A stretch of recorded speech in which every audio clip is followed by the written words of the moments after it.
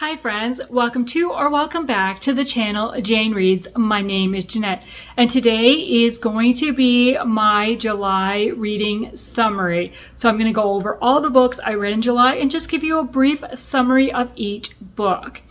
I do film weekly vlogs that include what I'm reading for the week, and if I finish a book, I include my final thoughts of that book. In those videos, the final thoughts are all time-stamped. You can easily go back to a video if you're looking for a certain book and find it to just get to that section where I talk about that book. So for this video, it's just going to be a summary of what I read in the month with some stats and with my TBR update of how many books did I bring in, how many did I read off my TBR, and what's my TBR number at right now. So if I talk about a certain book that you are interested to know more thoughts about it and my experience reading it, I will have in the description box below each Wednesday video linked along with what books are in what week's video. So it's easy for you to find. And as I said, when you go to those videos, they all are time-stamped so you can easily go to the final thoughts section for that particular book. So let's go over some stats. So I did participate in the Deck of TBR-a-thon and drew cards to get my books. I ended the month with 47 points. Some of my books only got 1 point because of the card options and the prompts that went with it that I couldn't find a book to match. So I had to go with the 1 point. I was a little disappointed in that because that's less points than I got last July when I participated. But that's okay. One book did not match a draw card because it was a carryover from June. So overall, I read 13 books in the month of July, which was 3,839 pages. My average page count per book was 295 pages. My most read genre was historical fiction. I read 2 contemporary romance, 3 historical fiction, 1 historical romance, 3 historical suspense, 2 romantic suspense, and 2 women's fiction. Out of the 13 books I read 1 advanced reader copy, which I had on my Kindle. 6 of the books I owned, and 6 of them I had borrowed from somewhere. I started 1 series. I also completed a series. I read 2 other books that would continue a series, and I read 8 standalones. I read 1 new release, which was The Ark. Obviously, it comes out August the 11th, today. I read 2 books that were released in 2025, and I read 10 books that were released in 2024 or earlier. My star rating, I had 2 5 stars, which we will talk about. I had 5 4 stars and 6 3 stars. I had no 2s, no 1s, and no DNFs. My average star rating was 3.7, and 2 of my books were rereads. Okay, so let's get into what did I actually read. So the first book I finished in the month was The Collector of Burned Books by Rosanna M. White. This is historical fiction set in Paris in 1940, so World War II. I struggled with this book. We've got a German officer who has been sent over to Paris to work at the banned book library. We've got Corinne, who is associated with this library. She's French. They were doing something with writing notes in margins of books to kind of pass notes back and forth. The resistance was using that. And so Corinne was kind of overseeing that. And then when Christian, the German officer, comes over, she has to stop before he finds out, right? And I didn't fully understand Christian's role in this, and it also seemed like he didn't want to be here. He wasn't a willing participant of the Nazi Party. I struggled following the whole aspect of what the job was. And then a romance starts and we kind of lose the whole notes in the margins of the book, and that storyline kind of seems to disappear. Seems like the books don't really play a role much because now it's more romance and with the characters. And some of the actions that Corinne made, I didn't feel like it was realistic that she would have been able to do that in that time. So I struggled with this story. But there was a quote that I shared in the weekly vlog talking about why read, and encouragement to read that I absolutely loved. So overall, I gave this book 3 stars. The next one I read was Love in the Details by Becky Wade. This is a novella. It's a contemporary... No, it's not. I don't think it was a novella. It's a contemporary romance. Now I'm curious.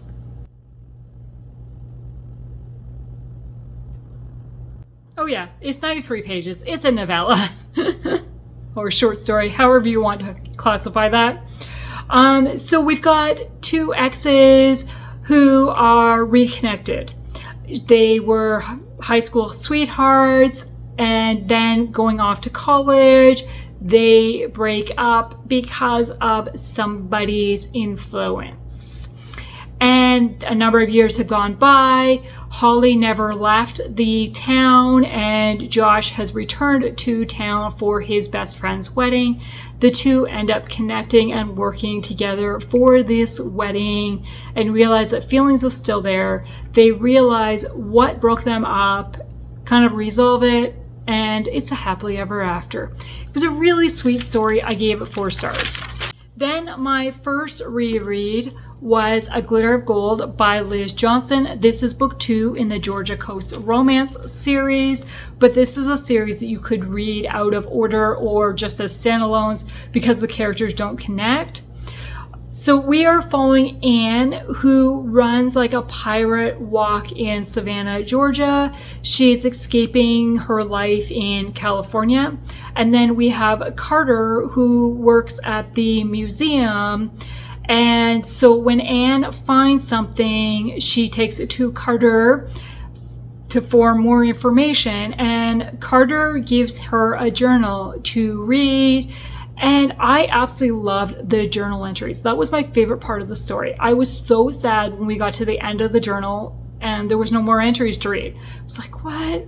I really liked Anne and felt for her. I struggled a bit with Carter, and I struggled a bit with some of the treatment of Anne, especially like Carter really didn't respect some of her wishes. And then the resolution came about really quickly, but I don't know, so this was a 3.5 star read for me because there were parts I really liked and other parts that I just struggled with. Okay, then my other reread was The Joy of Falling by Lindsay Harrel. We are following 2 sister-in-laws who lost their husbands in a scuba diving accident. One of them, the husbands were brothers. And one of them has 3 kids. One did not have any kids. And then we've got the mother-in-law who is very active in these 2 women's lives. She helps look after the children. So she lost 2 sons. She's lost her husband a number of years ago. And they're trying to figure out how to move forward. We are following the 2 daughter-in-law's perspectives, Eve and Angela, and I think it's based in New York City to begin with, I think. And then they find out that their husbands has signed up for an ultra marathon in New Zealand. And after much talk, they decide they're going to compete in their husband's place in New Zealand as a fundraiser. And so the whole family goes over there, including the mother-in-law, the 3 children, and to try to train for that. They spend a number of months there, and we're really seeing them deal with grief and how each person deals with grief differently. I enjoyed it, but I do wish there was more for the mother-in-law because she definitely was going through it as well and was strong for these 2 women, but who was there for her? In addition to this, there is romance for both of the daughter-in-laws, which felt a little unrealistic because the chances of them both finding love around the same time it didn't seem realistic. And then for one of the relationships, it was like, really, how's that going to work? Have you figured that out? Like, it just kind of was left hanging a little bit. So yeah, I enjoyed it. I liked the grief message, but it could be really heavy at times because of the grief. Okay, then the series I completed was the Drew Farthing Mystery Series. This is book number 6 in that series. It is Death at Thorburn Hall by Julianna Deering. This is a 1930s mystery series. We have been following Drew, Madeline, and Nick from the beginning. From book 1, we meet them, we're following them through. They kind of work together to solve crimes that they end up experiencing around them. They end up getting involved. Kind of think Miss Marple, Harriet Poirot, that kind of thing. Not Harriet, Hercule Poirot, that kind of thing. So in this one, Drew, Madeline, Nick, and their friend Carrie end up going to Scotland. They've been invited to watch the Golf Open event that's happening there. They watch one event, like one day, and then their host dies. And then it's like, was this an accident or was he murdered? So then they are trying to figure that out. I really like the character interaction of these 3 characters in particular. There's a bit of romance in it, but it's really how they interact as friends and then trying to figure out the mystery. And then there's somebody else that dies. There was a few deaths in this one, and how did it all tie together? I was kept guessing in this one. So I gave it 3.5 stars because I did find it a little bit slow, but thankfully golf doesn't play a major role in this. Because I was very worried about that, but it's like mentioned for that one day and then they move on. That's why they're in Scotland. Then my first 5-star read of the month was Not by Sight by Kate Breslin. This is a historical fiction set in England. I didn't write down the year. I want to say like World War I-ish, like early 1900s, I want to say. So Grace and Jack meet at a ball. Grace thinks Jack is a conscientious objector and she gives him a white feather, but Jack doesn't really know who she is, knows her by sight, and that's it. Well, then he gets injured. And then the story picks up a number of months later, and Grace is working for the Women's Forge Corps and ends up going out to the countryside to take some of the guys' roles that are being sent over. So yeah, World War I. Is being sent overseas for the war, so kind of fill in the farm hands at home. And Jack is the owner of this country estate that they are working at. Grace meets him and realizes that they've met before. But Jack, because of the tragedy, Jack is blind. So he doesn't know that he's met Grace before. And they kind of have a certain opinion of each other when they first meet. But as they get to know each other and have to spend more time together, we watch that opinion change. We watch a friendship bloom. And then Grace gets blamed for something. And Grace is not guilty of it, but how do they prove that she's not guilty? And is Jack going to believe that she is not guilty?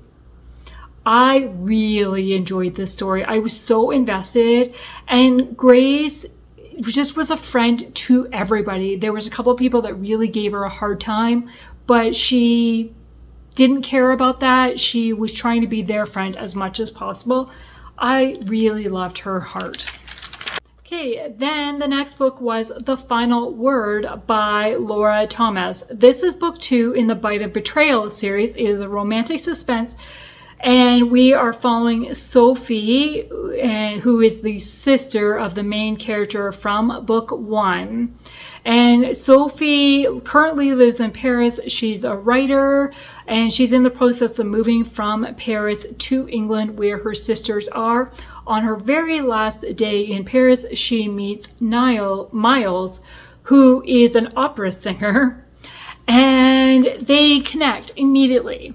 But as they're talking, Sophie witnesses her ex and runs because she's really scared. And we find out why she's so scared of her ex and what's going on.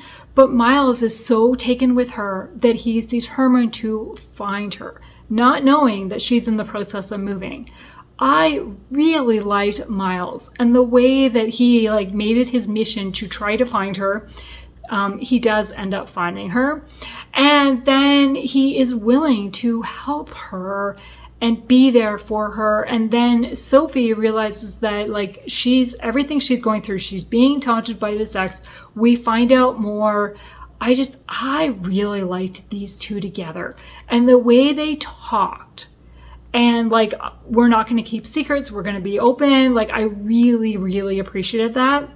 The one thing that I struggled with is I didn't understand the motivation fully of the ex, and there's another person that's involved, and it didn't feel like it was fully explained. Some of it was, but not fully. So I gave it 4 stars. I really enjoyed it. I can't wait to continue the series. Then another novella I read was Cold Terror by Susan Sleeman. This is a romantic suspense. This would be the series I started, probably. Yes, I think so. And it's not a series I'm going to be continuing. I just didn't connect with these characters. I just struggled with the story. We've got Hannah, who has a young son, and she lost her husband a couple years ago. She is working as a forensic artist. She's working on a skull reconstruction, and then gets attacked. She goes on the run with her son, and Gabe ends up rescuing her. Turns out that Gabe is a former SEAL. They also have a past history. Gabe has a young daughter and lost his wife a few years ago, which I could totally get with. What I struggled with was instant feelings. And it's the feelings never went away from when they were together, but yet they've been married and had kids since. It was way too instant romance for me that I was not on board for this. Yeah. And I was guessing on who was attacking Hannah and why. And because Hannah's I can't figure out why anybody be after me. And I was well, what about this? Right? And it totally was this. It just felt very obvious. So I only gave it 3 stars. Then we have The Yellow Lantern by Angie Dicken. This is part of the True Colors series. Is historical suspense set in Massachusetts again, I didn't write down the year, but it's the 1824. And we are following Josephine, who ends up having to work for some grave robbers, and she's kind of watching the grave. I'm telling them when the funeral's over and it's safe for them to come in and steal the body from the grave. I'm not really sure. I don't feel like the whole purpose of robbing the grave was described. Why? Then she ends up working at a mill to get to know the women that work at this mill, because there's been a lot of accidents to the mill. So then she has a reason to go to the funerals, a reason to be at the graveside. I think there was a lot of this that I did not understand the purpose of it. However, we do know that Josie is being blackmailed to do this. Then we've got Bram, who is the manager at the mill, who is having his own struggles with the owner of the mill. I really liked the two characters. Again, Josie's heart for those around her and kind of trying to protect them, I really, really liked. But I struggled with the storyline of it. Like, what was the purpose?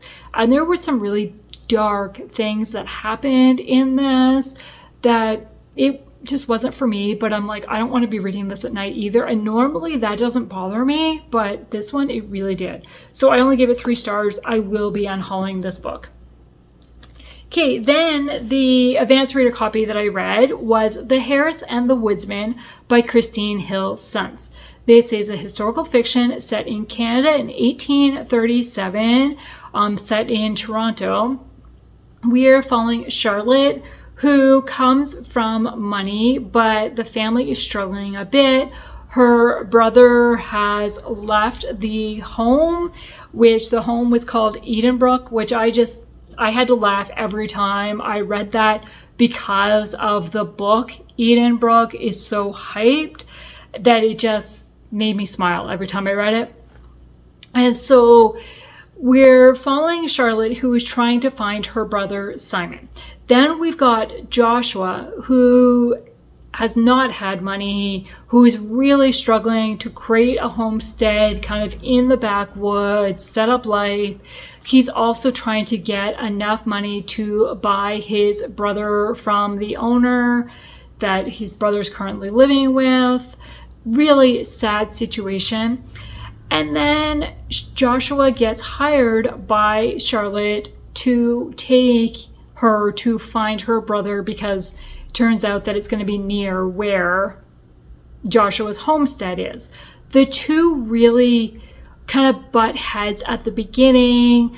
Joshua doesn't really have any respect for Starlet, and yeah, it's just a lot of banter back and forth, but then we see like them really start to get to know each other, and Starlet's a lot stronger than she appears and will fight for herself. Like, I just really, really liked this. So I gave it 4 stars because the whole found family aspect, like Joshua feels like he's on his own with his brother, but then as things happen, he has people in his corner and they stand up for him. And I really liked the found family. Now I got to take a pause. Okay. And Andrew came home, so I had to pause and put the groceries away. Okay, so the next book is The Starlet Spy by Rachel Scott McDaniel. This was my other 5-star read. It is part of the Heroines of World War II series. This one is set in Sweden in 1943. And we are following Amelia, who is a Hollywood actress from Sweden, who went to Hollywood, has been an actress for a number of years. She gets recruited by the OSS to return to Sweden to try to find a manuscript. Was it a manuscript? Something that was left in a briefcase in a boat, and kind of get close to Finn, who owns a boatyard, to see if they can find this. Because of her Hollywood status, she can't act like a spy undercover, but she's able to use like her Hollywood persona. She comes across as the ditzy blonde. That's what the role she's played in the movies. And that's the way people see her. So she's able to act like that. But she has a photographic memory. And so every time she sees something, she can remember exactly everything and replay it for the people at the OSS. We see Amelia and Finn get close, and we're not sure if we can trust Finn or not. And Amelia's like trying to figure out, is he trustworthy or is he not? I really enjoyed watching these two work together. Both of them are unsure whether they can trust each other, and watching that relationship kind of develop, and could they be trusted? I so connected with Amelia, and I just really liked Finn. Like, I was so here for this story. So this was a 5-star read for me. Then I read The Red Canary by Rachel Scott McDaniel. This is another historical fiction. This one is set in Pittsburgh in 1928. We are following Vera, who is a singer at a smokeasy during the Prohibition period. And we are following Mick, who is a local detective. And Vera overhears a murder happen, and then she has to go into hiding. And Mick gets assigned as her protection detail. The two do not hit it off right away.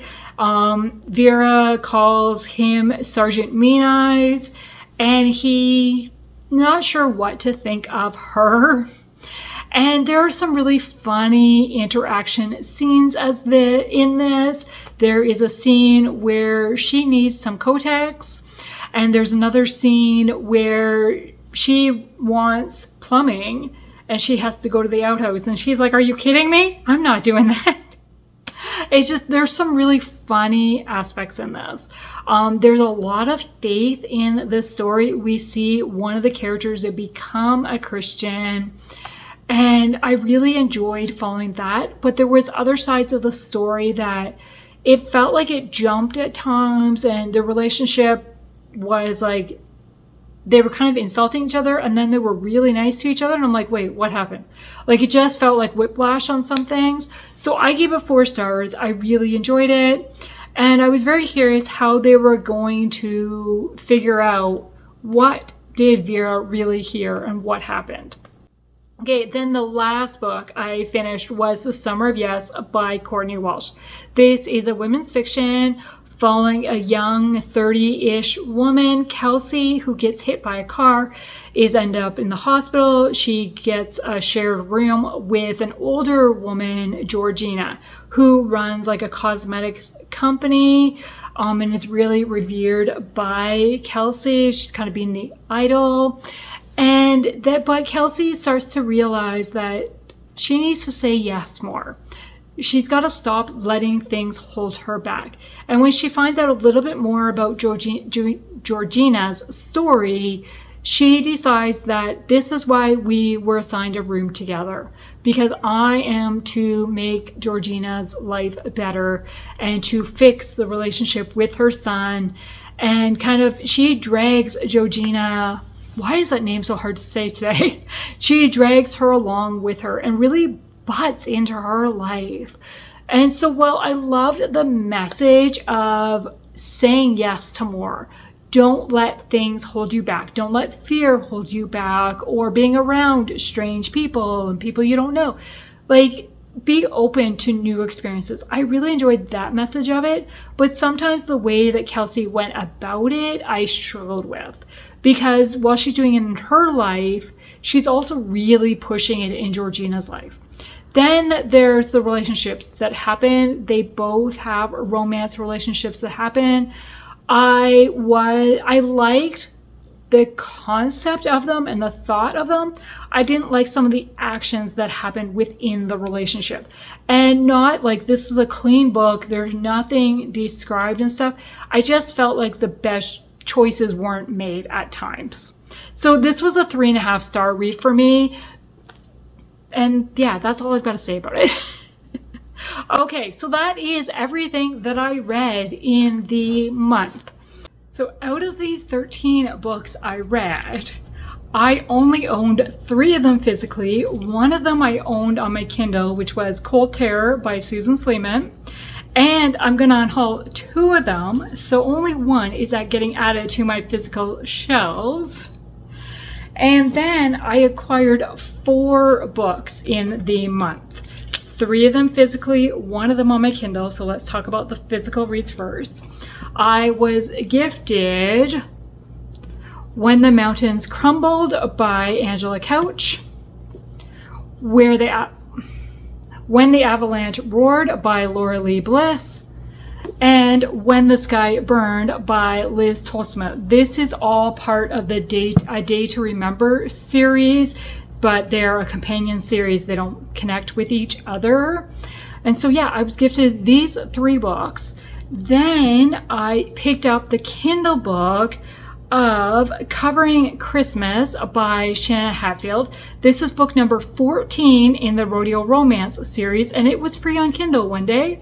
So I added it because I've been reading through this series and really enjoying it. This one follows: he wants a gold buckle. She needs a fresh start. But love and a little girl have other plans. So yeah, I'm very intrigued about that.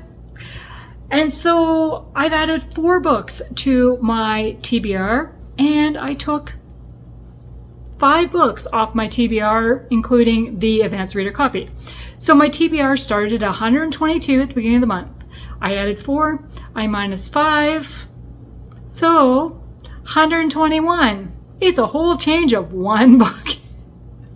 But yeah, that is where my TBR sits as of the end of July. Please tell me what your favorite book from the month of July was. Mine definitely was The Starlet Spy by Rachel Scott McDaniel and Not by Sight by Kate Breslin, which I borrowed from the church library. I want to thank you for taking the time to watch this video today, and I hope you have a great day. Bye.